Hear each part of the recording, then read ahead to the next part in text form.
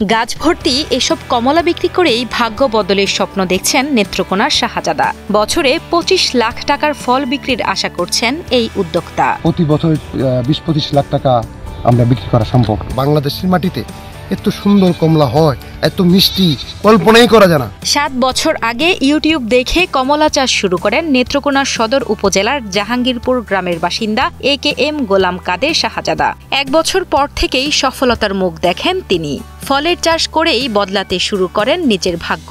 বর্তমানে তার ৪ একর জমিতে কমলার পাশাপাশি রয়েছে ড্রাগন, মাল্টা, আম, কুল, লেবু সহ বিভিন্ন ফলের গাছ। ৭ বছর আগে শুরু করছি এটা, প্রাথমিক অবস্থানটা। এটা আমি ইউটিউবে দেখলাম প্রথম দেখে আমার ইন্ডিয়ান এক ফ্রেন্ড আছে, ওই ফ্রেন্ডটা আমাকে উদ্বুদ্ধ করলো। ড্রাগন আছে ১ বিঘা, কমলা আছে ১ বিঘা, তার বড় কমলা আছে 1/2 বিঘা, তারপরে মালটা আছে 2 বিঘা। শুরুতে ১০০ কমলার চারা নিয়ে বাগান শুরু করেন শাহজাদা। তার মধ্যে অল্প কিছু চারা নষ্ট হয়ে গেলেও বাকি চারাগুলোতে ২ থেকে ৩ বছর পর থেকেই ফলন আসতে শুরু করে। তার বাগানের কমলাগুলো দেখতে যেমন সুন্দর, খেতেও তেমন সুমিষ্ট।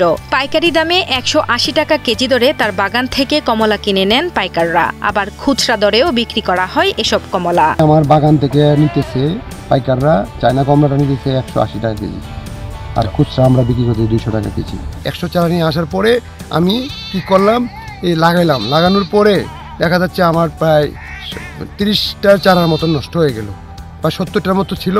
এইগুলাতে আমার বিগত ৪ বছর যাবত ফল দিতেছে। অন্যান্য সবজি বা ধানের তুলনায় খরচও কম এবং কমলা চাষে বাগানের তেমন পরিচর্যার প্রয়োজন হয় না। অল্প খরচ আর অল্প শ্রমেই বেশ লাভবান হওয়া সম্ভব বলে জানান শাহজাদা। খরচ নাই বললেই চলে, এই লেবার কষ্ট ২-৩ লাখ টাকা খরচ আছে পারি। আর আমি আরো আগে যদি জানতাম এই চাষে আমি আরো আগে আসতাম। আমাদের ডিপার্টমেন্ট, এগ্রিকালচার ডিপার্টমেন্ট তো যদি আমাদেরকে সহযোগিতা করতো, তাহলে আমরা মনে হয় ফল আর বিদেশ থেকে আমদানি করার দরকার ছিল না।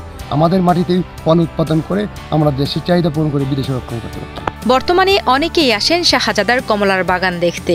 কম খরচে ফলের আবাদ করা সম্ভব বলে অনেকে আবার আগ্রহী হচ্ছেন কমলা চাষের প্রতি। আমরা কমলার বাগান করতে ইচ্ছুক, কমলা বাগান করব।